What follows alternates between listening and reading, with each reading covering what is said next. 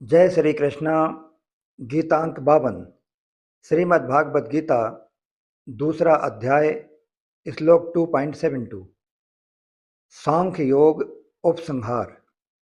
प्रस्तुति योगियंश रमेश चंद्र भार्गव। प्रिय धर्म प्रेमियों, पिछले अंक यानी गीतांक 51 में श्लोक 2.69 से श्लोक 2.71 तक कुल 3 श्लोकों में हमने संयमी, मननशील और साधारण मनुष्य में अंतर नामक विषय का स्वाध्याय मनन किया। इस अंक में हम श्रीमद् भागवत गीता के दूसरे अध्याय के अंतिम श्लोक अर्थात 2.72 में सांख्य योग उपसंहार नामक विषय का स्वाध्याय मनन करेंगे। श्लोक 2.72। ऐसा ब्राह्मी स्थिति ही पार्थ नैनाम प्राप्य विमुह्यति स्थित्वा स्यामंत कालेऽपि ब्रह्म निर्वाण मृच्छति। स्वाध्याय मनन 16 बिंदुओं में। पॉइंट नंबर 1, ऐसा ब्राह्मी स्थिति ही पार्थ अर्थात ब्राह्मी स्थिति ब्रह्म को प्राप्त हुए मनुष्य की स्थिति है। अहंकार रहित होने से जब व्यक्तित्व मिट जाता है तब मनुष्य की स्थिति स्वतः ही ब्रह्ममय हो जाती है। कारण कि संसार के साथ संबंध रखने से ही व्यक्तित्व था। उस संबंध को सर्वथा छोड़ देने से योगी की अपनी कोई व्यक्तिगत स्थिति नहीं रहती।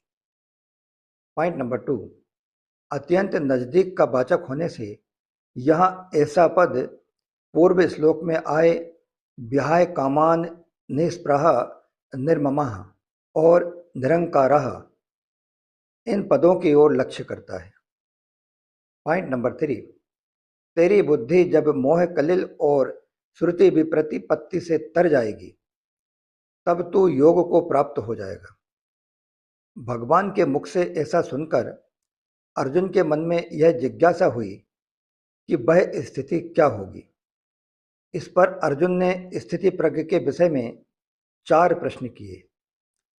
उन चारों प्रश्नों का उत्तर देकर भगवान ने बताया कि वह स्थिति ब्राह्मी स्थिति है, अर्थात वह स्थिति व्यक्तिगत स्थिति नहीं है, उसमें व्यक्तित्व नहीं रहता। वह नित्य योग की प्राप्ति है, उसमें एक ही तत्व रहता है। पॉइंट नंबर 4, नैनाम प्राप्य विमुह्यति।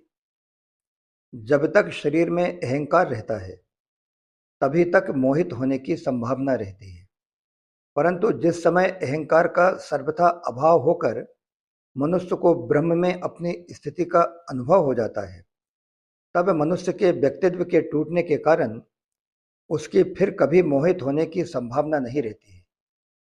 पॉइंट नंबर 5, सत और असत को ठीक तरह से न जानना ही मोह है। तात्पर्य है कि स्वयं सत होते हुए भी असत के साथ अपनी एकता मानते रहना, यही मोह है। जब साधक असत को ठीक तरह से जान लेता है तब असत से उसका संबंध विच्छेद हो जाता है और सत में अपनी वास्तविक स्थिति का अनुभव हो जाता है। इस स्थिति का अनुभव होने पर फिर कभी मोह नहीं होता। पॉइंट नंबर 6, मनुष्य शरीर केवल परमात्मा प्राप्ति के लिए ही मिला है, इसलिए भगवान यह मौका देते हैं कि कोई साधारण से साधारण और पापी से पापी व्यक्ति ही क्यों ना हो, अगर वह अंतकाल में भी अपनी स्थिति परमात्मा में कर ले, जड़ता से अपना संबंध विच्छेद कर ले, तो भी उसका निर्वाण हो जाएगा, वह शांत हो जाएगा, उसे ब्रह्म की प्राप्ति हो जाएगी, तो भी वह जन्म मरण से मुक्त हो जाएगा। पॉइंट नंबर 7, दूसरी बात, उपर्युक्त पदों से भगवान उस ब्राह्मी स्थिति की महिमा का वर्णन करते हैं कि इसमें यदि अंतकाल में भी कोई स्थित हो जाए तो वह शांत ब्रह्म को प्राप्त हो जाता है। जैसे समबुद्धि के विषय में भगवान ने कहा था कि इसका थोड़ा सा भी अनुष्ठान महान भय से रक्षा कर लेता है, ऐसे ही भगवान यहाँ कहते हैं कि ब्राह्मी स्थिति अगर अंतकाल में भी हो जाए, अर्थात अंतकाल में भी मनुष्य का जड़ता से संबंध विच्छेद हो जाए, तो उसे निर्वाण ब्रह्म की प्राप्ति हो जाती है, क्योंकि इस स्थिति का अनुभव होने में जड़ता का राग ही बाधक है। अतः इस राग को अगर अंतकाल में भी कोई छोड़ देता है तो उसको अपनी स्वतः सिद्ध वास्तविक स्थिति का अनुभव हो जाता है। पॉइंट नंबर 8, यहाँ यह शंका हो सकती है कि जो अनुभव उम्र भर में नहीं हुआ वह अंतकाल में कैसे होता होगा। अर्थात स्वस्थ अवस्था में तो साधक की बुद्धि स्वस्थ होगी, विचार शक्ति होगी, सावधानी होगी, तो वह ब्राह्मी स्थिति का अनुभव कर लेगा। परंतु अंतकाल में प्राण छूटते समय बुद्धि विकल हो जाती है, सावधानी नहीं रहती है। अतः उस अवस्था में मनुष्य को ब्राह्मी स्थिति का अनुभव कैसे होगा। इसका समाधान यह है कि मृत्यु के समय में जब प्राण छूटते हैं तब शरीर आदि से स्वतः ही संबंध विच्छेद होता है। यदि उस समय उस स्वतः सिद्ध तत्व की तरफ लक्ष्य हो जाए तो उसका अनुभव सुगमता से हो जाता है, क्योंकि निर्विकल्प अवस्था की प्राप्ति में तो बुद्धि विवेक आदि की आवश्यकता है, पर अवस्थातीत तत्व की प्राप्ति में केवल लक्ष्य की ही आवश्यकता होती है। चाहे फिर वह लक्ष्य पहले के अभ्यास से हो जाए या फिर किसी शुभ संस्कार से हो जाए, या चाहे फिर भगवान या संत की कृपा से हो जाए। जैसे और जब भी हो, लक्ष्य होना जरूरी है। लक्ष्य होने पर उसकी प्राप्ति स्वतः सिद्ध हो जाती है। पॉइंट नंबर 9, यहाँ अपि पद का तात्पर्य है कि अगर कोई मनुष्य अंतकाल से पहले अर्थात जीवित अवस्था में ही इस स्थिति को प्राप्त कर ले तो वह जीवन मुक्त हो जाता है। परंतु अगर ऐसा न होकर किसी मनुष्य की अंतकाल में भी यह स्थिति हो जाए, अर्थात वह निरंकार हो जाए, तो वह भी मुक्त हो जाता है। इसका तात्पर्य यह है कि यह स्थिति तत्काल हो जाती है। स्थिति के लिए अभ्यास करने, ध्यान करने, समाधि लगाने की किंचित मात्र भी आवश्यकता नहीं है। भगवान ने यहाँ कर्मयोग के प्रकरण में ब्रह्म निर्वाणम पद दिया है। इसका तात्पर्य है कि जैसे सांख्य योगी को निर्वाण ब्रह्म की प्राप्ति होती है, ऐसे ही कर्म योगी को भी निर्वाण ब्रह्म की प्राप्ति होती है। भगवान ने इसी बात को 5वें अध्याय के 5वें श्लोक में कहा है कि सांख्य योगी द्वारा जो स्थान प्राप्त किया जाता है वही स्थान कर्म योगी द्वारा भी प्राप्त किया जाता है। पॉइंट नंबर 10, यहाँ ध्यान देने योग्य विशेष बात यह है कि जड़ और चेतन ये दो पदार्थ हैं। प्राणी मात्र का स्वरूप चेतन है, पर उसने जड़ का संग किया हुआ है। जड़ की तरफ आकर्षण होना पतन की तरफ जाना है, और चिन्मय तत्व की तरफ आकर्षण होना उत्थान की तरफ जाना है, अपना कल्याण करना है। जड़ की तरफ जाने में मोह की मुख्यता होती है और परमात्मा तत्व की तरफ जाने में विवेक की मुख्यता होती है। पॉइंट नंबर 11, समझने की दृष्टि से मोह और विवेक इन दोनों के दो दो विभाग किए जा सकते हैं। जैसे अहंता ममता युक्त मोह एवं कामना युक्त मोह, इसी प्रकार सत असत का विवेक और कर्तव्य अकर्तव्य का विवेक। प्राप्त वस्तु शरीर आदि में अहंता ममता करना, यह अहंता ममता युक्त मोह है, और अप्राप्त वस्तु घटना परिस्थिति आदि की कामना करना, यह कामना युक्त मोह है।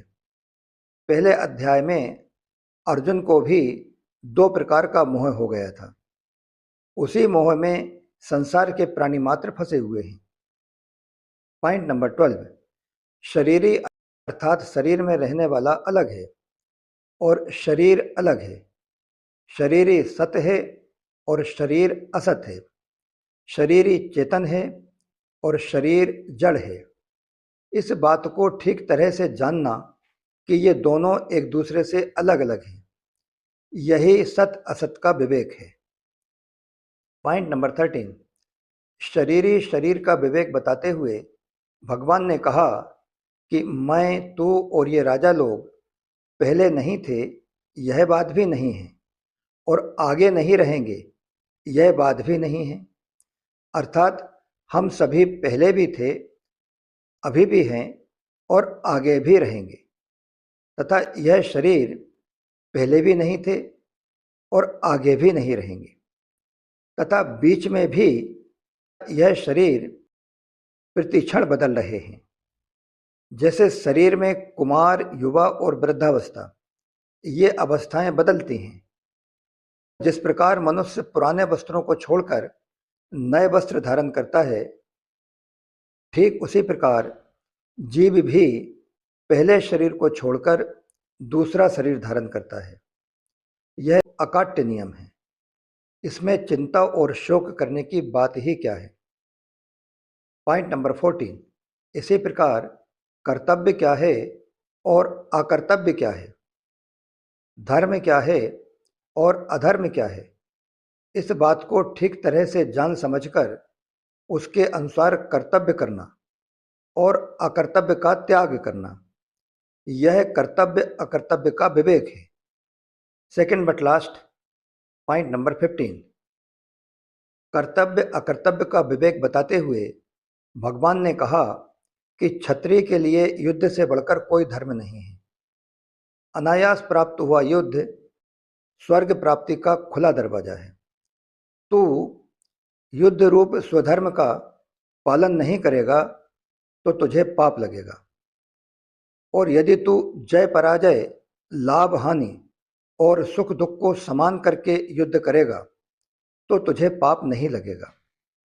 तेरा तो कर्तव्य कर्म करने में ही अधिकार है, फल में कभी नहीं। तू कर्म फल का हेतु भी मत बन, और कर्म न करने में भी तेरी आसक्ति न हो।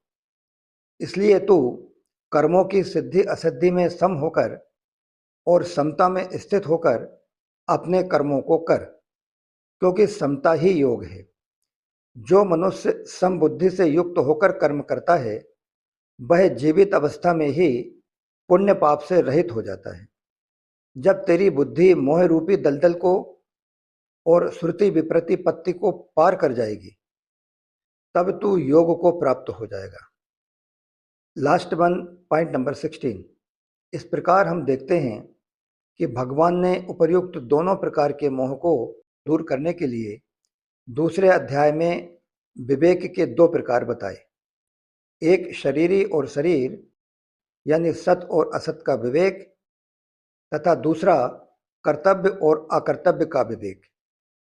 इस प्रकार श्लोक क्रमांक 2.72 वाले गीतांक 52 के साथ श्रीमद् भागवत गीता के 72 श्लोकों वाला सांख्य योग नामक दूसरा अध्याय यहीं समाप्त होता है।